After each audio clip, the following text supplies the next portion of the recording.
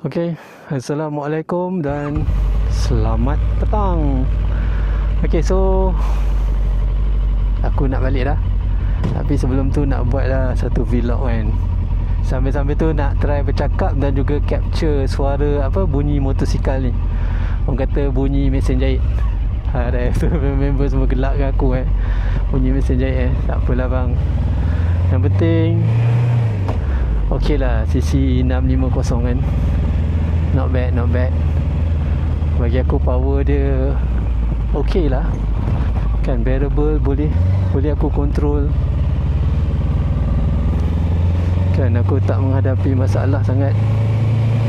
Cumanya mungkin memang kena ambil perhatian sikit lah aku.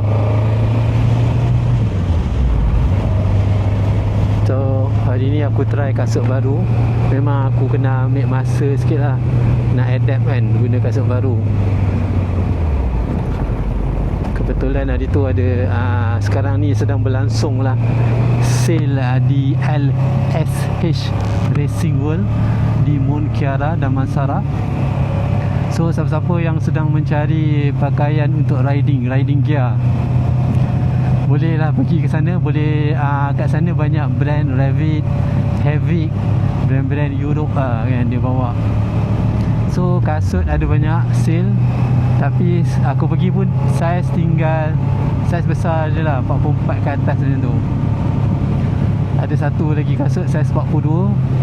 Dan yang aku ambil ni itulah agak saiz besar sikit lah, oversize.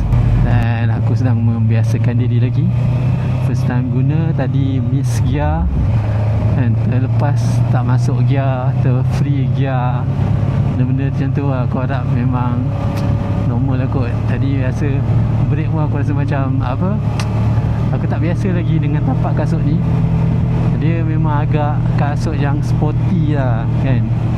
Saja aku carikan kasut sporty pula, sebab aku belum pernah ada lagi kasut style macam ni. So kali ni aku try lah. Sebab sebelum ni kan nak beli kasut jenis macam ni pun macam tak kena kan, sebab aku kan bawa skuter. So kali ni aku mencuba style kasut yang macam ni kan. Dan juga dia ada senang nak buka dan pasang sebab dia pakai BOA tu, auto lacing system yang pulas-pulas tu. Okay guys, sampai kita berjumpa lagi. See you when I see you. Bye.